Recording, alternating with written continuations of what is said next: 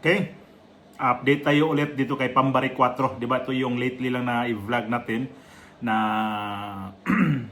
na mukhang bumaliktad na o bumalingbing na o namangkasta sa dalawang ilog. Ito yung sinasabi ko na hindi nagustuhan ho dito sa mga taga Cebu. At ito yung vlogger na to na nakatanggap daw siya ng Bisaya ho to sa Bisaya ha. Sa mga Bisaya nakakaintindi dito. So sa mga Tagalog, mayroong mga salita naman dito na maintindihan nyo. So ito siya yung vlogger na nagsabi na tingnan na lang natin dito sa kanyang body language itong si Pambari 4. Kasi nga may nagtanong sa kanya na ano ba talaga si Pambari 4? Unsa man ni siya? Balingbing na ba ni? Unsa ni? So kini siya mga vlogger diha sa Cebu na mo na yun nga gitangtang daw, ibig sabihin gitangtang, tinanggal o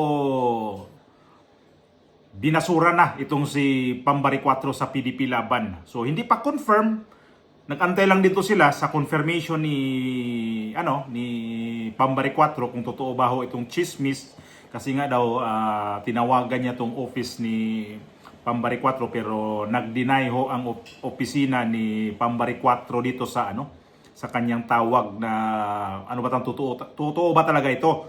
Kasi nga mayroon siya mga information na natanggap mula sa Davao o saan man yun nanggaling na mga tao na yon na tumawag sa kanya na tinanggal daw si Pambari 4. Bote nga sa kanya. O ito yung tao na to na sinabi ko nga ay to siya, yung mga kwento niya na bakit sila itong mga taga Cebu ay nasagmuyo. Ibig sabihin nasagmuyo, sama ng loob ang naramdaman nila ngayon dito sa kanilang gobernadora. Kasi nga nakipag-close daw ito si Pambari 4 dito kay Junvic Rimulya. Ayan yung istorya niya Alright, good morning. This is your Spider-Man. Kagahapon, human sa ato ang vlog, nakadawat kong mga tawag, lain-laing mga tao, gikan sa Davao, gikan sa mga private mga tao, di lang sa ko mahingahan sa kay para ato sa silang maproteksyonan niya, magpasalamat sa mga information nga ilang gihatag din nato. O niya, doon na tayo nadawat po gikan sa opisina, konektado sa opisina ni Gupam nga mi deny nga dili ko no tinuod nga ni Hawa. So atong simpulo kung dili si Gupam ang mihawa, laktod nga pagkaistorya siya mo gitangtang kay wa man siya mo hawa, so siya mo gitangtang, but this is not official lagi dili pa ni official kay atong hawaton og sila kay muhimog mga statement or si Gubpa muhimo baron siya iyang statement or ang PDP laban muhimog ilaha pong statement unsa gyud ilahang estado unsa ilang relasyon. So kita ako manggod gibuhat ko ni tungod sa akong kasagmuyo personal ni way labot ang grupo ug asa ko nabilog. This is my personal feeling. Ako way labot ang grupo nga or akong mga amigo nga asa sila karon nga nagpailawom. So this is my personal nga pananaw, personal nga opinion, personal nga pagbati. Isip DDS, isip anak-anak ni Tatay Digong diha sa Minglanilla. Isip MRRD, Region 7 sa una. Isip PDP Laban, nabunyagan sa pagka-PDP Laban sa una. Di na lang ko mo claim karon kay kuan man ta kanang naamtos private sector ron, so di na ta ka claim ana. Ang ako na lang nga alliance ko, Cebu Alliance. Nakig-alay ko sa tanang mga parallel group nga misuporta kang VP Sara. So Cebu Alliance for Duterte. CAD. Kana ganahan ko ana kay kuan man kanang walay politiko, way man laki, way bisan kinsang magpakamao, way mga interest. Kay private mga tao man. So diha ko naganahan aning grupo kay makig-alay ra ko, makig-kauban ra ko. So kini balik ta sa akong istorya, ako ning gibuhat tungod sa akong mga nakita nga kasagmuyo. Lagi kay usa ko sa mga nisuporta ni Gubam kaniadto. Grabe gyud. Og makita madungog ko ninyo, ako pag yun ang ipamutang ng naong Gubam sa ko ang vlog kay para lagi makita niya kung unsa ang kainit nga gihatag, unsa ang kalayo nga gitanom ni Tatay Digong diri sa atong kasing-kasing para suportahan siya para mahimo gid siyang gobernadora. Pero lagi niabot man ang punto nga murag wala niya giangkon nga ang mga DDS mo yung nagsuporta niya, ingon man siya ang mga tao, ba't dili mga DDS? Pero nakalimot siya kinsa man yung mga tawhana, di ba? Mga DDS man eh. Pero sige na lang. Ang ako ang mga nakaluyan, naluoy lang yung cause mga tao ba, katubit taong ning lakaw gyud sa ground na naod og tarpaulin, nangapasmo, na wag tangan nang di kainom tagsara kainom og tubig kay wa lagi iyaharang paning kamot, nagsyagit-syagit diha sa mga sakyanan nga gugpam. These are the ordinary people ba nga ni pagawas gyud sa ilang suporta tungod tos mandato, tungod tos endorso ni Tatay Digong, di ba? So kita tanan bisan na ako, di ako slayo, ako yung ipaningkamutan nga makatabang yun. Tuon man, nakatapsing yung gamay. Nakatampog yung tagamay sa paglangsad ni Gopam.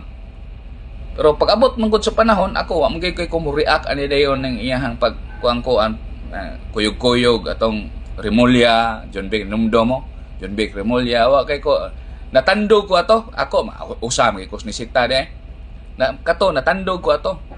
Pero wala na nako to kayo panumbalinga, kay basin o parte sa trabaho ba nag-abot lang dito ana moray ako ang hunahuna sige na lang okay na to.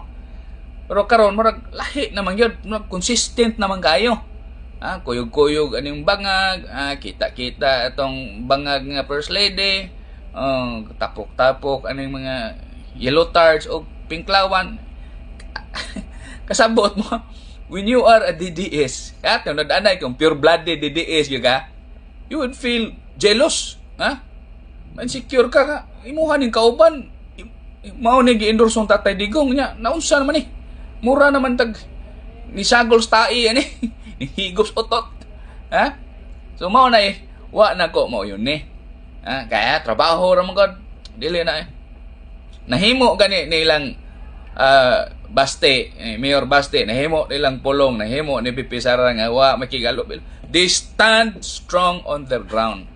Mao nang kinahanglan nga ato ang tagdon kinahanglan tan-aw na to nga kining ilahang pagpakita og kaisog mao na classes leader nga ato ang gipangita mao na classes leader nga ato ang gihangad.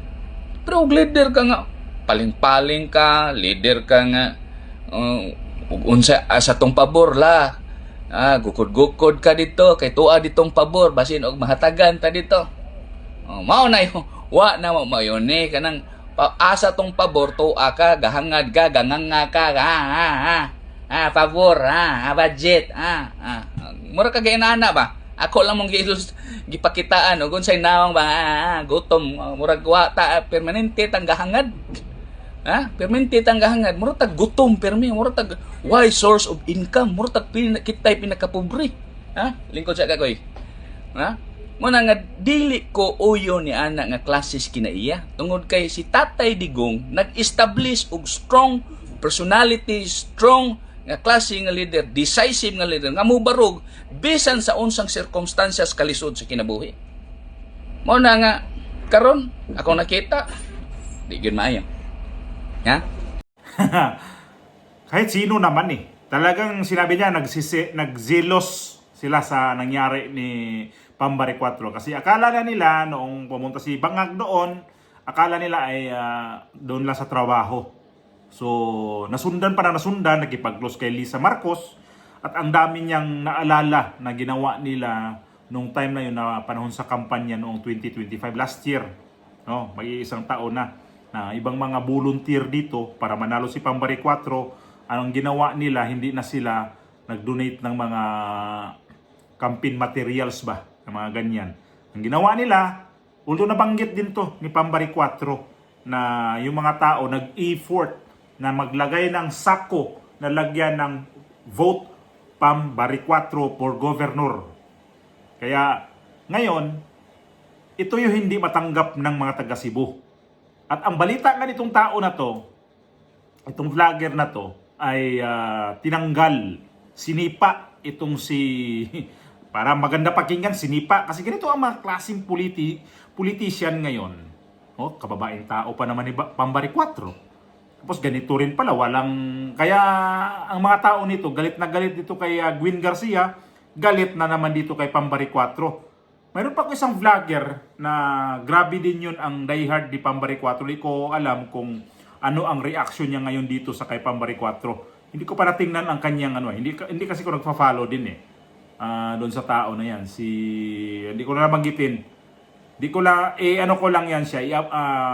Kuha lang ko ng update sa kanyang mga post doon sa kanyang social media. Kung ano ba talaga, kung totoo ba ho itong sinipa o tinanggal o binasura na itong si Pambari 4 dito sa mga supporter niya sa Cebu. Hindi maiwasan ho yun. Kasi itong nangyari nga ngayon na ginawa nito ni Pambari 4 sa kanyang probinsya ay parang nabastusan ang mga tao. Hindi naman to tama na gagawin nila ng ganito kasi dugot pawis ang kanilang ginawa nila niyan para manalo ito si Pambari 4. At pati ako dito gusto ko rin malaman talaga na totoo ba talaga ito na sinipa ba itong si Pambari 4. Yun ang sabi niya na nakatanggap siya na tinanggal pero ayaw aminin nitong opisina ni Pambari 4 tinanggal. Umalis si Pambari 4. So, ang kanya, di ba, simpulan lang nato ni. Ibig sabihin, tinanggal siya. Kasi, kung di mo aminin na tinanggal ka, ang mangyayari niyan, sabihin na, hindi umalis. I-deny talaga nila kasi pangit naman. Pag tinanggal ka, ang pangit talaga tingnan. Kasi isa kang gobernador, tapos, ang iyong ginawa noon, tao ang puhunan mo dyan, pinaglaban ka sa mga tao, pero bandang huli, yung mga sumuporta sa'yo number 1, ito mga Duterte, si Tatay Digong, bandang huli pa pala, ibasura mo rin sila. So, itong partido ni Tatay Digong, wala silang choice, ibasura ka din kasi binasura mo nga itong sumuporta sa'yo. Kahit na nasa The Hague si Tatay Digong, nanalo ka pa din dahil sa suporta ng mga tao. Dapat kasi mga politiko, wag trapo. Kabago-bago mo Pambari 4, ayan na. Nagpapakita ka ng hindi maganda dyan sa Cebu. Tinalo mo tong isang sip-sip. Ngayon, ikaw rin pala isang sip-sip. Sabi ko nga, ito si Pambari 4 naman ka to sa dalawang ilog. Kung saan yung feeling niya na bibigyan siya ng tulong, ay doon siya. Bakit ka takot na walang magbibigay sa iyo ng tulong galing sa nasyonal na ang yaman ng Cebu? Mukhang pera ka rin pala Ulo sa'yo, iba kang klase. Kasi legal yung binibigay sa'yo ni Bongbong Marcos nga. Kasi di malita. Pero nakikita namin kung magkano ang inaabot-abot galing sa national government papunta sa probinsya mo. So, buti nga sa'yo kung sinipa ka, tinanggal ka, ay buti nga na maranasan mo rin yung ganyan. Kasi kabago-bago mong politician, dati, ang dami mo mga sinasabi kay Bongbong Marcos, ngayon, doon ka rin napunta. Ikaw rin yung sinusuka mo na, kinakain mo pa rin. Kaya itong sinabi nitong vlogger na to sa Cebu, bantay-bantayan na to isa ni Katinoon, lalabas ang totoo nito. Magsabi din ang opisina ni Pambari 4 nito kasi itong PDP laban ngayon, nag-iikot na ho ito sa buong Pilipinas. Nagpulso-pulso na ho ito para sa kandidatura ni BP Sara. So, pangit nga naman, andyan ka pa, gobernador ka, tapos panalo mo pa lang, wala pa isang taon, bumaliktad ka na. So, nangyari din yan, yung iniwanan sa ere si dating Pangulong Duterte ni Gwin Garcia. So ngayon, tabla-tabla na kayo. Di ko alam kung sino yung magiging manok sa taga Cebu ngayong 2028 election na gobernador. Kapag itong totoo to na itong si Pambari 4 na binitawan sinipa na dito sa tinanggal na sa PDP laban, maghanap ng kandidato na naman tong itong DDS dito. Ito si Pambari 4 nga sila magkasundo rin dito ni yung Vice Governor ng Cebu. Sabagay, kontrapartido ho yung dalawa na yan, si Glenn Soco. Hindi sila magkasundo niyan. Kailan ako nakita yung video ni Glenn Soco na naglabas din sa kanyang saloobin dito kay laban dito kay Pambari 4. At unang nakita ko si Pambari 4 na galit siya dito. Mayroon pa sinabi siya, kung gira ang gusto mo, di gira. Yan ang ano niya doon ha. Galit na galit ito sa kanyang vice governor na si Glenn Soco kasi alam naman natin na hindi sila talaga magka-partido. Kay ito si kasi Pambari 4 wala yata silang wala ang vice governor si Ito si Glenn Soco, ito ho yung vice governor na kandidato ni ni Gwen Garcia. So Pambari 4 at least man na nakatikim ka ng 3 years na pagkagobernadora diyan sa Cebu. Abangan!